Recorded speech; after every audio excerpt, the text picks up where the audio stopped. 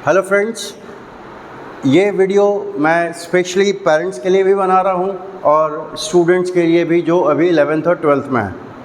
Last 2 years में 2025 और 2026 में भी एक चीज़ मैंने ऑब्ज़र्व की है बच्चों में कि शुरुआत में तो उन्हें फ़िज़िक्स, मैथ्स, केमिस्ट्री ये सभी बहुत अच्छे लगते हैं। क्यों? क्योंकि शुरुआत में जो सिलेबस का स्टैंडर्ड होता है, जो सिलेबस का लेवल होता है, वो आसान होता है, हल्का होता है, ठीक। लेकिन जैसे जैसे हम सिलेबस में आगे बढ़ते हैं वैसे वैसे बच्चे गिव अप करना शुरू करते हैं। इसका नुकसान सिर्फ़ और सिर्फ बच्चों को है, क्योंकि समय उनका ख़राब हो रहा है, परफॉर्मेंस उनकी गड़बड़ाएगी, रिज़ल्ट उनका ख़राब होगा, जिसके कारण वो नेक्स्ट स्टेज जो उनका ग्रेजुएशन का है वो बिगड़ेगा और इसके कारण पूरी लाइफ, पूरा करियर उनका गड़बड़ होने का चांस बढ़ जाता है। पेरेंट्स का क्या है, उनको बस अफसोस होगा कि बच्चे ने पढ़ा नहीं, हमने उसको सारे रिसोर्सेज दिए। टीचर्स को भी जो भी बैच में 2-4 अच्छे रिज़ल्ट आएंगे उनको टीचर्स पोस्टर में लगा देंगे, है ना, उनका काम हो जाएगा। लेकिन मेन मुद्दा है कि बच्चों में ये प्रॉब्लम आ ही क्यों रही है। क्या इस मुद्दे पर किसी पेरेंट ने सोचने की कोशिश की है? क्या कोई टीचर इन टॉपिक पर बच्चों में क्या प्रॉब्लम जा रही है उस पर काम करने की कोशिश की है? मेरा ऐसा मानना है कि अभी के बच्चों में जो आफ्टर कोविड हैं, ये मोबाइल वाली जनरेशन है ना। सरकारें, मीडिया इनको जेनजी बुलाते हैं, बट मैं बच्चों को बच्चा ही मानता हूँ, चाहे वो नर्सरी का हो, चाहे क्लास 4th, 5, 6 का हो या 11th-12th का हो। स्टूडेंट स्टूडेंट ही है, बच्चा बच्चा ही है ना। उसे इतनी समझ नहीं है कि क्या चीज़ उसको डिस्ट्रैक्ट कर रही है, क्या चीज़ उसका टाइम ख़राब कर रही है। अभी रिसेंट एक पेरेंट से मेरा इंटरेक्शन हुआ, उनका बच्चा जो है काफ़ी दिनों से सभी क्लासेस मिस कर जा रहा है। जब कारण पता चला तो पता चला कि बॉस वो ना मोबाइल में बहुत बिज़ी है, गेम खेलता है। गेम खेलने के कारण समस्या क्या हुई कि वो जो मोबाइल देखने के लिए, गेम खेलने के लिए जो उसका बॉडी पोस्चर है, उसके कारण उसको शोल्डर में, नेक में, बैक पेन ये सब इतना ज़्यादा हो गया कि कई डॉक्टर्स के यहाँ घूमने के बावजूद भी उसकी ये जो प्रॉब्लम है वो ठीक नहीं हो पा रही। तो ठीक है, शुरू में शायद पेरेंट ने इग्नोर किया होगा कि चलो गेम खेल रहा है, थोड़ी देर है, कोई बात नहीं। लेकिन धीरे धीरे इस थोड़ी देर वाली प्रवृत्ति ने बच्चे के पूरे रूटीन को जकड़ लिया। परिणाम क्या हुआ? उसको मेडिकल इश्यूज़ हो गए। उसका रिज़ल्ट क्या हुआ? उसकी क्लासेस हैम्पर हो रही हैं, उसका पढ़ाई डिस्टर्ब हो रहा है। पेरेंट ने तो फीस सभी जगह भरी, ठीक। लेकिन एक छोटी सी प्रॉब्लम, एक छोटी सी बात जिसको शुरू में इग्नोर की गई, वो ही इन सभी बर्बादी का कारण बन गया। तो मेरा ये कहना है कि क्यों ना हम टीचर्स, पेरेंट्स मिलकर बच्चों का टाइम मैनेजमेंट डिज़ाइन करें, बच्चों की प्रॉपर मॉनिटरिंग करें। हम क्यों पैम्परिंग कर रहे हैं बच्चों की? As a teacher, as a coaching institute owner, हम क्यों बच्चे को पैम्पर करें, कस्टमर बनाएं? अरे बॉस, बच्चे हैं, बच्चों को बच्चा रहने दीजिए। वो हमारे पास सीखने आते हैं, they are not our customers. हमको सिर्फ फीस नहीं लेनी है उनसे, हमको उनको पढ़ाना है, एक अच्छा इंसान बनाना है, उनको बेहतर रिज़ल्ट लाने में हमको हेल्प करनी है। उनको पैसा तो हम कमा ही रहे हैं, किसी और काम में चले जाएंगे, कहीं जॉब पकड़ लेंगे टीचर्स। तो जो पैसा कमाना है वो कोई बहुत बड़ी बात नहीं है, बट टीचर्स को स्पॉइल करके क्यों, उनका दोस्त बनकर क्यों? भाई ठीक है ना, फ्रेंडली रहिए ताकि बच्चा आपसे फ्रैंक हो सके, आपसे डाउट शेयर कर सके, उस कारण से अपनी हर प्रॉब्लम आपसे शेयर कर सके एक दोस्त की तरह। लेकिन टीचर भी तो बनना हमारा ही काम है ना। बच्चे हमारे पास मेन सिलेबस पढ़ने आते हैं। बच्चे सिलेबस में जो टॉपिक्स हैं, जो कंसेप्ट्स हैं, जो कंसेप्ट के पीछे के लॉजिक्स हैं, उनको क्लियर करने हमारे पास आते हैं। तो हमको ज़रूरत है 90-95% उनका टीचर बनने की, 5 to 10% हम उनके दोस्त बन सकते हैं। दूसरा, पेरेंट्स की बात, तो एज अ पेरेंट क्या हमें नहीं पता होना चाहिए कि हमारा बच्चा दिन भर में क्या कर रहा है? क्या हमें नहीं पता होना चाहिए कि वो कैसे टीचर्स के यहाँ जा रहा है, किन टीचर्स के यहाँ जा रहा है? ठीक है, डेली ना सही, वीक में एक दिन तो सही। क्या हम उनकी कॉपीज़ चेक नहीं कर सकते? क्या हम 10 मिनट उनके साथ बैठ के ये बात नहीं कर सकते कि बेटा बताओ इस वीक में क्या पढ़ा तुमने? तो अगर हम ये छोटी सी एक्टिविटी भी उनके साथ करते हैं तो बच्चे ने कुछ किया होगा पूरे वीक, तभी तो बताएगा पेरेंट्स को। नहीं पढ़ा होगा, नहीं बताएगा कुछ। लेकिन जब हम महीना, 1.5 महीना, 2 महीना हम लगातार एक रेगुलर फ्रिक्वेंसी पे बच्चों से इस तरह का इंटरेक्शन करना शुरू करेंगे तो स्वाभाविक है बच्चे को भी ये फीलिंग आने लगेगी कि नहीं नहीं, घर में पेरेंट्स, घर में गार्जियन जो हैं वो हमसे पूछते हैं, तो उनको ध्यान देने की ज़रूरत पड़ेगी। ऑटोमेटिकली वो पढ़ाई पे ध्यान देने लग जाएंगे। तो इसमें कितनी बड़ी मेहनत की बात है? कुछ भी नहीं। हमको सिर्फ एक मॉनिटरिंग सिस्टम रेगुलर बेसिस पे उनको दिखाना है कि नहीं नहीं, we are watching you, we have concern for you. तो क्या हम एज ए पेरेंट इतना भी नहीं कर सकते? क्या हम ठीक है 10 दिन, 15 दिन, 20 दिन, 1 महीने में टीचर से एक बार मिल नहीं सकते? क्या हम टीचर से फ़ोन पे बात नहीं कर सकते? क्या हम इतने बिजी हैं कि हमको हमारे ही बच्चे के लिए समय नहीं है? तो मेरी नज़र में, मेरी समझ में जो लैगिंग है वो सबसे पहले एक सिस्टम की लैगिंग है। टीचर्स के यहाँ बच्चे ज्वाइन कर लिए, ठीक बात, लेकिन किस लिए? पढ़ने के लिए। क्यों पढ़ेंगे? तो इसके लिए तो दोनों जगह का इन्वॉल्वमेंट अच्छा होना चाहिए।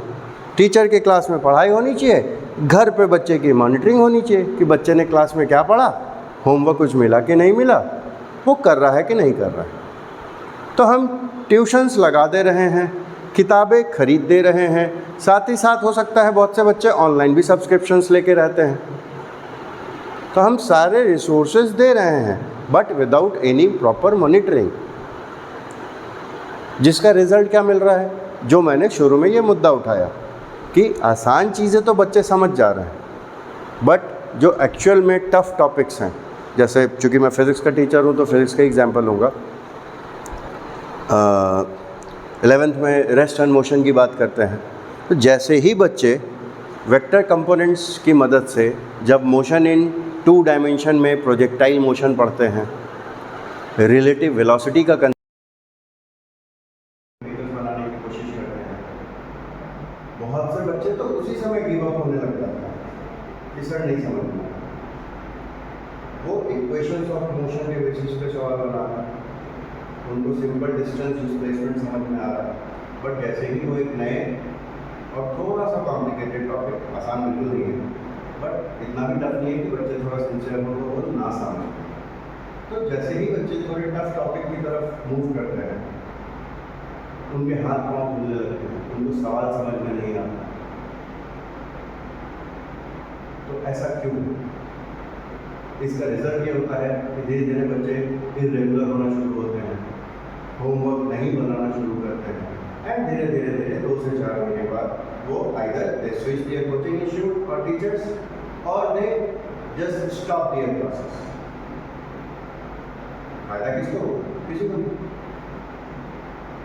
तो यहाँ पर मेरा कंसर्न ये है कि ऐसा हो ही क्यों रहा है। तो पहली बात जो मैंने कही कि पेरेंट्स को एक मॉनिटरिंग सिस्टम मेंटेन करने की ज़रूरत है घर पे।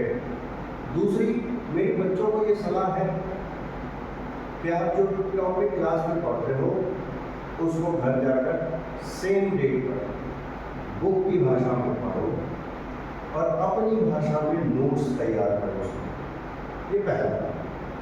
दूसरा, बहुत से बुक्स ऐसी हैं जिनमें 1 मार्क 2 मार्क के छोटे छोटे सब्जेक्टिव क्वेश्चन होते हैं, वो पढ़ो। उससे हेल्प क्या मिलेगी? उससे हेल्प मिलेगी जो थ्योरी हम पढ़ रहे हैं उसको तरह तरह से सोच पाने की, सवाल को कितना भी ट्विस्ट करके पूछे उसका जवाब बता पाने की कैपेसिटी डेवलप होगी। ठीक। दूसरी बात, क्योंकि एग्जाम में सब्जेक्टिव क्वेश्चन होते हैं, अभी सीबीएसई का भी बहुत इशू हुआ, बहुत कुछ पेरेंट्स ने मेरे से भी कांटेक्ट किया बिकॉज फिजिक्स में गड़बड़ है। मैंने उनकी कॉपीज चेक की जो ऑनलाइन अवेलेबल होती है सीबीएसई के द्वारा, और उन कॉपीज में मैंने ऑब्जर्व किया कि बच्चे कुछ भी लिखे जा रहे हैं जो कि इररिलेवेंट है क्वेश्चन से। कुछ तो टॉपिक ही कुछ और है, लिख भी कुछ और रहे हैं। तो आप कैसे एक्सपेक्ट कर रहे हो बस के नंबर मिलेंगे? और वो बच्चा इसलिए नहीं लिख पा रहा है क्योंकि साल भर उसने सेल्फ स्टडी किया ही नहीं, उसने कभी नोट्स बनाया ही नहीं। वो 100% रिलाई है कोचिंग के नोट्स पे, कोचिंग के मटेरियल पे, यूट्यूब चैनल्स के वीडियोस पे। वो खुद से कब लिख रहा है? कभी नहीं। तो जब वो पूरे 2 साल की अपनी कॉपी में कुछ लिखा ही नहीं खुद से, उसने कोई कंटेंट खुद से डिज़ाइन ही नहीं किया शॉर्ट नोट्स के तौर पे, तो कैसे उसकी रीजनिंग डेवलप होगी? कैसे वो सवाल का जवाब वर्ड्स में लिख पाएगा आंसर शीट में? और जब वो लिख ही नहीं पाएगा तो क्यों ही मार्क्स मिलेंगे उसको? इन सब की जड़ में है सेल्फ स्टडी नहीं करना, और सेल्फ स्टडी नहीं करने की जड़ में है हम बच्चों को घर पे वैसा माहौल नहीं दे पाते हैं। क्योंकि हम सब ये कह देते हैं बिकॉज हमारे पास समय नहीं, हम बिजी हैं। बस 5 मिनट तो निकालो, 5 मिनट तो पूछो बच्चों से कि क्या पढ़ा आज। हर दिन ना सही, वीक में पूछ लिया जाए, क्या दिक्कत है? तो अगर हम उनको एक मॉनिटरिंग देते हैं, उससे बच्चा थोड़ा डरेगा, थोड़ा चौकस होगा, अवेयर होगा कि नहीं पढ़ना पड़ेगा हमको, क्योंकि घर में हमको बताना पड़ता है। हम भी कहीं जॉब करते हैं तो हमारे पास मॉनिटरिंग अथॉरिटी होती है ना, जिनको हमको रिपोर्ट करना पड़ता है। अगर हमको रिपोर्टिंग नहीं करनी होती तो हम काम ही क्यों करेंगे? तो सिंपल सी चीज़ है ये समझने वाली कि बच्चों पे मॉनिटरिंग क्यों जरूरी है। तो पहले मॉनिटरिंग सिस्टम डेवलप हो, देन बच्चे सेल्फ स्टडी करना शुरू करेंगे ही, और फिर उनका लिखने का भी तरीका डेवलप होगा, उनकी रीजनिंग डेवलप होगी, सवाल कैसे भी ट्विस्ट करके पूछे जाएंगे, फिर must ever to answer their questions, है ना? तो हमको जरूरी है माहौल डेवलप करने की, along with रिसोर्सेज हमको वो एटमॉस्फेयर भी देना होगा। क्लास में भी पढ़ाई का माहौल देना टीचर्स का काम है, कंपटीशन की फीलिंग पैदा करना टीचर्स का काम है। अगर वो होमवर्क देते हैं तो डे नेक्स्ट उसको चेक करना उनकी जवाबदेही है। कभी कभी कुछ एक्स्ट्रा एक्टिविटी जैसे क्विज कराया जा सकता है, रैंडम किसी बच्चे से पूछा जा सकता है कोई टॉपिक। आप 15 दिन 20 दिन 1 महीने में आप कभी भी बैठ के बच्चों की कॉपीज चेक कर सकते हैं कि चलो क्लास की कॉपी दिखाओ तुम्हारी। तो कम से कम इन एक्टिविटी से बच्चा एंगेज महसूस करेगा, इन्वॉल्व फील करेगा, वो भी पार्टिसिपेट करेगा। क्योंकि ये सभी चीज़ें मिसिंग हैं, इसलिए बच्चे जैसे ही टफ चैप्टर शुरू होता है, टफ टॉपिक शुरू होते हैं, बच्चे पढ़ाई को इग्नोर करना शुरू कर देते हैं और अल्टीमेटली हैम्पर होते हैं। ज़्यादा से ज़्यादा एज अ पेरेंट जो है उनको 1 साल का ड्रॉप और दिलवा देते हैं। तो जो बच्चा मुजफ्फरपुर जैसे शहर में नहीं पढ़ पा रहा है, अपने घर में नहीं पढ़ पा रहा है, और जिसने पूरे 2 साल कुछ पढ़ा ही नहीं है ढंग से, तो पेरेंट्स कैसे एक्सपेक्ट कर रहे हैं कि वो दिल्ली, कोटा, रांची जाकर हॉस्टल लाइफ में पढ़ाई करके IIT और मेडिकल निकालेंगे? तो ये गलत एक्सपेक्टेशन है बच्चों से। हम पूरे 2 साल उनको माहौल नहीं दे रहे हैं और अचानक से हम चाह रहे हैं कि वो शक्तिमान बन जाए। बस ऐसा नहीं होगा, कभी नहीं होगा, ना कभी हुआ है। हमको ज़रूरत है कंटिन्यूअस एफर्ट्स देने की। साइकिल कैसे चलती है? तो लगातार पैडल मारते रहने की। तो एज अ टीचर मेरा सभी टीचर्स को ये एडवाइस है, सभी स्टूडेंट्स को ये एडवाइस है, और सभी पेरेंट्स को ये एडवाइस है और रिक्वेस्ट भी कि बस पढ़ने से पहले बच्चों को एक पॉजिटिव एटमॉस्फेयर दें, एक बेहतर मॉनिटरिंग सिस्टम दें, अलॉन्ग विथ रिसोर्सेज, है ना? बिना मॉनिटरिंग कोई काम नहीं करता है। तो बच्चों से क्या उम्मीद करें? तो एक बेहतर मॉनिटरिंग भी दें, उनको इनकरेज करें सेल्फ स्टडी करने की, बुक्स पढ़ने की। जब कई लोग मिलकर बच्चों को टोकेंगे ना कि बहुत ये काम करो, तब बच्चे को रियलाइज होगा कि नहीं पढ़ना चाहिए। तो धीरे धीरे पढ़ेगा। हो सकता है किसी दिन आधा पेज पढ़े, हो सकता है डे नेक्स्ट पूरा पेज पढ़े, धीरे धीरे 15 दिन 20 दिन के अंदर हो सकता है वो 5-6 पेजेस पढ़ना शुरू कर दें। तो ये हैबिट कल्टीवेट होगी धीरे धीरे। लर्निंग स्लो प्रोसेस है, कंसेप्ट बिल्डिंग स्लो प्रोसेस है। हम इसको 2 दिन 5 दिन में नहीं समझ सकते, नहीं डेवलप कर सकते। ठीक है, तो बेहतर होगा कि हम बच्चों को एक बेहतर मॉनिटरिंग सिस्टम के साथ एक बेहतर लर्निंग एटमॉस्फेयर प्रोवाइड करें, इनकरेज करें कि वो बुक्स से दोस्ती करें। बुक से बेहतर टीचर कोई है ही नहीं। मैं भी टीचर हूँ, मैं भी सेल्फ स्टडी कर रहा हूँ, मैंने भी मेरी पढ़ाई सेल्फ स्टडी के ही दम पे मिली की। तो सेल्फ स्टडी से बेहतर कोई तरीका नहीं है और किताबों से बेहतर कोई गुरु नहीं है ना। और यहाँ कहीं किसी टीचर पे या किसी कोचिंग पे ठप्पा नहीं लगा है कि आप उनके एडमिशन ले लो और आप टॉप राइटर बन जाओ। क्या आईआईटी में एडमिशन लेने वाले बच्चे ड्रॉप नहीं लेते हैं? वो आईआईटी में अपनी पढ़ाई जिंदगी क्विट नहीं करते हैं?